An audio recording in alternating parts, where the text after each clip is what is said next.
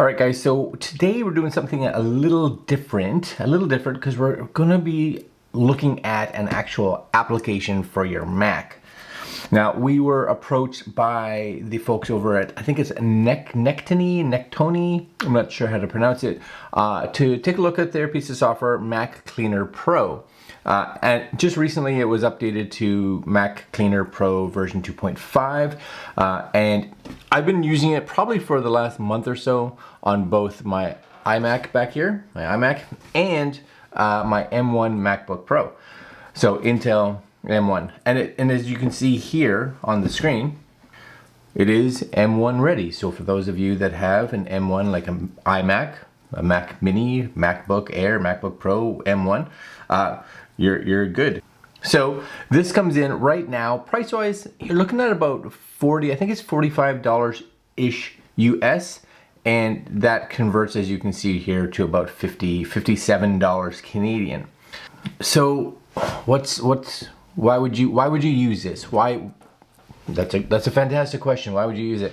I don't know if everybody needs this for sure, but definitely a lot of people could find this beneficial. So we're going to take a look at the MacCleaner Pro website here just to see what it talks about, what it can do, and then we're going to launch the software and we're going to kind of run through it live just so you guys can see it actually work. All right, coming up.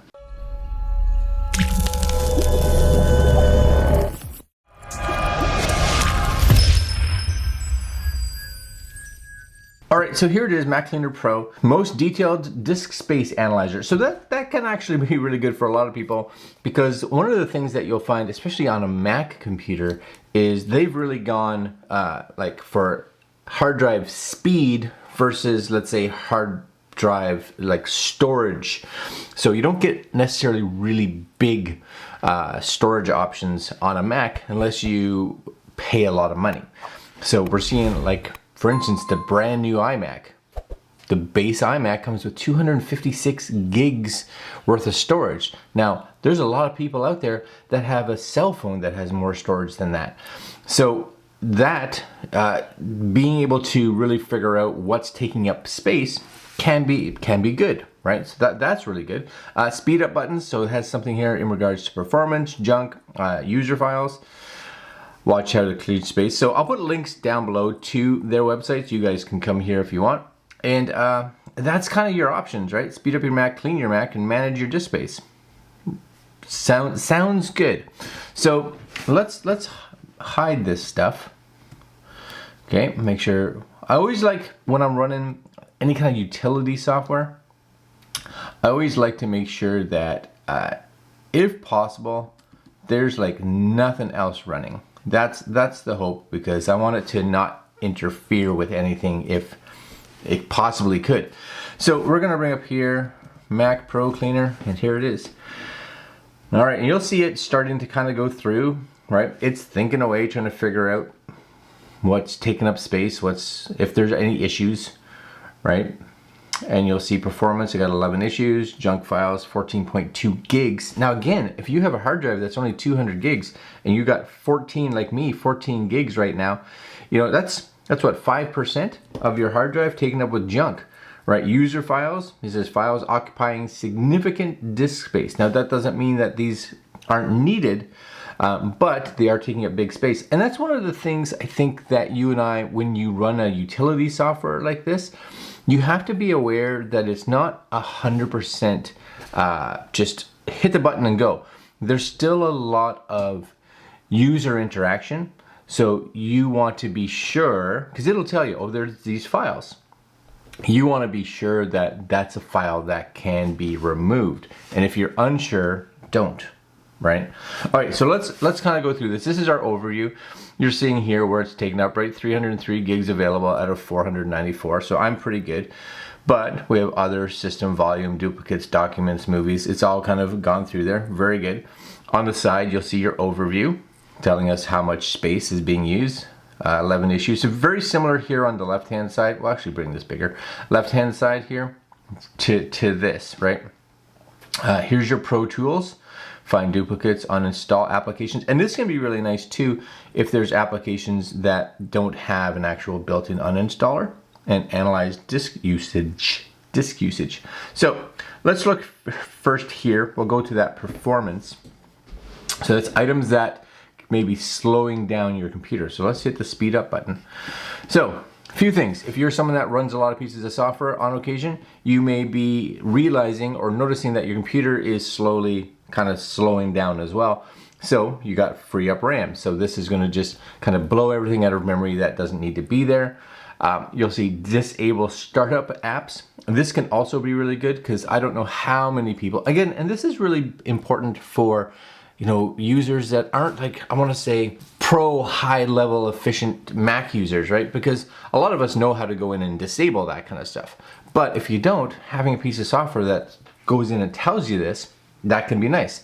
Re-indexing Spotlight, very good too, because it will force Spotlight, which is your search engine on the Mac, to re-index all the files. So realize where everything is just in case it's messed up, and re-index your mail.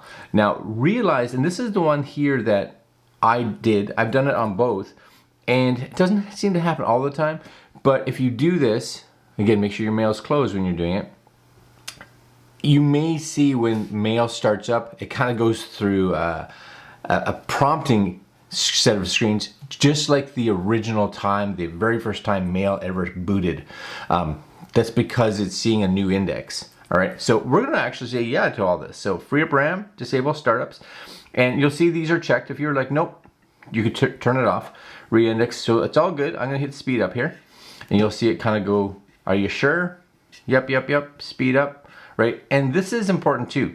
This disable, because this is the one that's going to actually disable some pieces of software. This one here has a little drop down, because you'll see I have some pieces of software in here that auto startup, that I want to auto startup. So I could be like this Android file transfer. I only start that when I actually require it, so I don't need that one. So that one's good. Google Chrome, don't need it to automatically start up. Launch Nikon Mesh, nope, don't need that to start up. These other ones I do. So again, if you're unsure, my recommendation would be uncheck them, right? Be sure, like I do not want this Nikon one. I do not want Chrome. I can just start that up by myself. Because every piece of software that auto starts takes up memory and just slows your boot up process, right?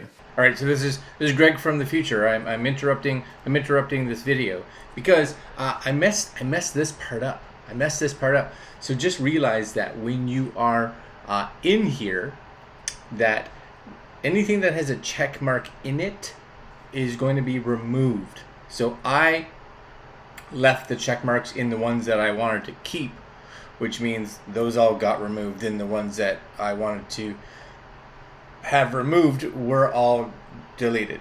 So remember, check marks on equals bye-bye, check marks off equals they stay, right?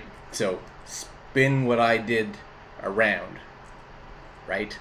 All right, back to the video. So yeah, good. The rest of them are just indexing. So I'm gonna hit speed up and off it goes. Now it is gonna require your admin password to verify that it's you that's doing this. So here you go. It should fire up nice and fast here. And again, the more issues you have, the longer this process could take. So now we sit back and wait, and you should have a cup of coffee here while you're doing this kind of stuff. Everything is green lit, so I got green here. I'm guessing. Yeah, see now this is down to 5, right? And there's nothing here that says any issues, so we close. Should be good. I'm gonna come back up here again. 6 issues. Now if you were to come back in here and hit this, you'll see there's still some RAM, there's still some startups, but these are ones that I've already chosen. Now you can go into this expert mode here, and you'll see it a little more thorough, and it gets into things like internet plugins, browser extensions. Honestly, for me, I think for most people, just staying in that beginner phase is probably good. Internet plugins too, same kind of idea. You could do this. It's not taking up much space. These are pretty small. So I would be like, yeah, those are fine. So very cool. I'm going to switch back to beginner mode. All right, clean up my Mac. So let's kind of go back here. And you'll see now under clean up my Mac, there's your cache, installation files, language files, downloads. And these can be big too, because a lot of people, especially install files and downloads. A lot of us download files, we download stuff off the internet, and we forget that we've downloaded. So your actual download folder just starts to accumulate over time. Again, something you can go in and manually do, and I recommend that, but a lot of us just don't. So even like your cache, I've got almost 12 gigs worth of cache files. Those are files that really aren't needed. Now they speed up some processes, but the computer will rebuild them as is required. But a lot of these cache files, they may be for things that I just won't be using again, maybe ever, or for long periods of time. So I'm gonna keep these all turned on, very good. Clean up, confirm. So this is one of the things, you're confirming this, right? Confirm application caches files will be deleted, installation files will be deleted, language, resources, or apps except the default languages, okay, will be deleted. All files from downloads folder will be deleted. So this is important, right? Because this computer here, I'm going to bring up my downloads folder. I've got some files in here. And these are actual files that I haven't yet moved to where I want them to go. Not all of these needs to be deleted, but there definitely are some in here. So if you read this, and that's a really big thing for a lot of us, it sounds silly, but when little things like that pop up, take the time to read them.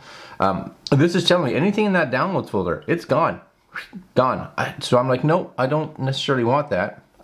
Yes, everything else should be fine, right? Clean up, and you'll see here, it goes in again, right? These are your cache files, installation files. There's my MacCleaner, right? And I'm like, you know what? I'm gonna keep that one on my computer. And then your languages, right? So it shows you all the languages that are installed, but you may not ever need them. Are you going to be switching your computer to Korean? Well, I don't know. I'm not. So you can remove these, right? It's gonna pull 13 gigs. Now, remember, just because there's 13 gigs being taken up for something, doesn't necessarily mean that you need to free that space up. Because for me, for instance, I'm only using 190 gigs out of my 500 gigs. I've still got lots of storage free. Is this a big concern right now? No, not at all. So I'm actually going to say, you know what? Language files, keep them just in case. Installation files, like I said, this one's gone. And all the rest here, gone. So still 11 gigs. So clean up, yep. And it's going to pull through all these right now. You see the little taskbar moving along back there. So kind of just don't blindly go like, yep, gone. No, go in and take some time, realize what they are. And again, there's an expert mode here too if you want to kind of go in here. There's mail attachments, right? You can go in and see mail attachments. And what's cool about it is it actually shows you like what they are. Now I have a ton of videos, and because I've done so many videos for companies and things like that, a lot of times we actually send smaller versions of the video out to them, and they reside in my mail. So right now you're looking at 9 gigs of mail attachments, and these primarily could be from forever. Do you want to go through? Sure, you may want to go through these, and you don't have to do this as a whole. You don't have to say just blow them all out. You can come in through here and be like, oh yeah, no, I don't need that anymore, so get rid of that one, or keep that one. These are keeps, right? The checks are the ones that are going. Don't screw that up. The check marks are the ones that are going. Everything else is ones that you want to keep. So if I want to be like, no, I want to keep that one. There you go. And I believe these are organized 100% based on size. So this one here, 1.25 gigs, right? 1.2 gigs. These here, for sure, honestly, these are from a job I did a couple years ago, which are the big ones. I don't need these. So I'm going to say, yeah, delete these. So I could go in here and just have these highlighted. If I came here and said deselect, there we go. So we uncheck it here and then come here and just say, I just want these ones gone. So I'm going to get rid of some of them here, right? I want these ones gone. Part, yep, all these here. These ones, because these are big ones. Gone. Perfect. Remove 6.83 gigs. Yep. Remove those. Yes, please. And remove successfully. I just freed myself up between 6 and 7 gigs. Excellent. All right, last one is managing disk space. And this is the same kind of thing. You have archives, you have documents, you have movie files. You can see where they all are. My documents are chewing up 20.9 gigs, but it shows you what they are, right? And of course, these are all, a lot of them are going to be program libraries. These are iMovie libraries, these are Lightroom libraries, these are iTunes libraries, these are Final Cut libraries. So again, don't just blindly get rid of things. Movie files, here you go. It is even going to show your, like your iTunes libraries. So that's, but this could even be important too, because this shows that this is physically downloaded on my computer, which is great, but I've watched this already. So that's 3 gigs that I don't need. Because it's an iTunes one, I can just say remove this from the computer. Now I should probably do that from inside iTunes, but just realize that it is something that you can do. Same thing with movies, or sorry, music. It's music that has been downloaded. If I don't need that, I don't have to. 21 gigs of pictures, applications, duplicate files. This is a big one. Duplicate files, I find, can be hard because you can have programs or apps that are named the same, but there's a reason that you have 2 of them. So this one enter with definitely a bit of caution. So documents, discover duplicates, right? So, oh, it says there's an update here for this one. So I'll just grab that update. Why not? Install, yep. Duplicate file finder. So you could actually grab a folder. So I could say, let's choose the documents folder, right? Documents folder, choose that and scan. And it simply is going to go through there. And there you go, right? Duplicate files. So it shows all the different duplicates, right? And it doesn't just find necessarily duplicates, especially if you look at, let's say, your photos. It finds photos that are really close to each other. So if you did a burst shot of a sunset and you took 19 photos, it'll say these are probably duplicates because they're all shot kind of within the same, and they all look to be the same thing, but they're not. So kind of be aware of that. This one I'd enter. See, there's an auto select. This one I would enter with a little bit of caution, right? Just kind of be aware of that. A bit of caution is good. So I'm going to quit without saving this. Here's your find duplicate files, right? Same kind of idea. Uninstall. Now the uninstall is really good because you can come in here and actually go in and choose files to uninstall properly, because a lot of files or a lot of applications may actually leave remnants. So this will actually, see, remove applications remaining files. So this will actually pull them out properly. So that's good. I like that.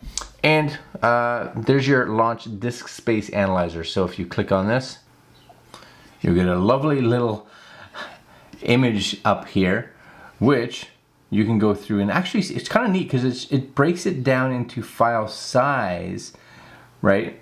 Application support, there's your library of what's taking up space and what it is, which is kind of neat. So you can kind of come through here and look at, like, this is my Greg user file, right? But it's broken up into these pieces, right? There's your Final Cut backups, there's a screen recordings, there's a container. So it gives you a really good idea of what's there. Now I could click on this and actually you'll see that expand, and you can click on pieces here. So this is an area that gets really in depth, and which is great. But again, come in here. I find with all these pieces of software, you have to come in here with a lot of understanding of what you're doing, because you can hit auto and just say go, and then can something mess up? Yeah, 100%, because it may find a file that it thinks you don't need, but you do. So just realize whenever you're doing a purge like this, come in there with realizing that you're going to be taking a little bit of time so that it can actually get to files properly. So it is cool. I like it, and I do like it for speeding up the system and doing that basic, especially the cache blowing out and things like that to free up space. I think that is really good, and it is only like $45, so it's not a huge investment by any means to have this kind of software. So I think that's really good. Is it worthwhile?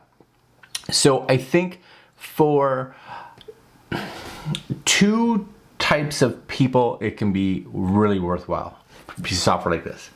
Number one is it can be really worthwhile if you are the beginner person. You're someone in that, that if you look at a 1 to 10 spectrum of how proficient you are on a Mac, I'd say if you're a 0 through to like 3 or 4, for instance, then yeah, for sure. There's a lot of things on here that it's auto. It'll just do it for you. And you're like, I don't care. I don't want it to help me out. Because you don't know where some of those are. You don't know where the startup items are. This will just do that for you. So that's really nice. I like that. Re-indexing, really nice. And if you're on the other end of the spectrum, so you're someone that is, at that 9 or 10, then using this to really go in deep in those expert modes and really be able to isolate and find files that you want to get rid of.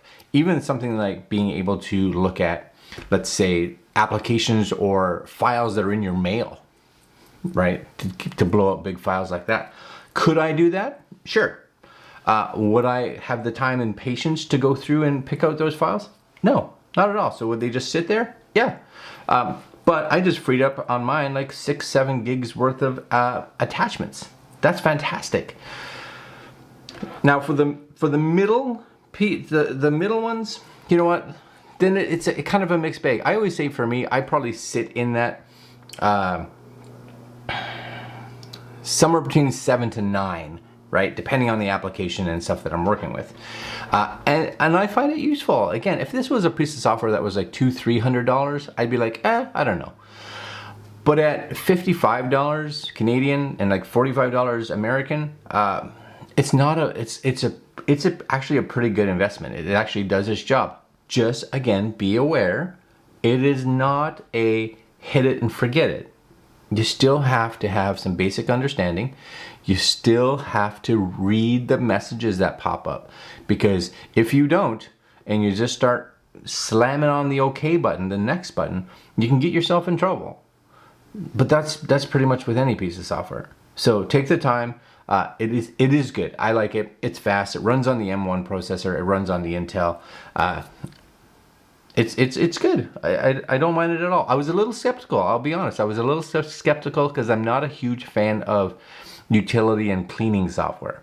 But this one kind of steps you through it nicely. So I'll leave link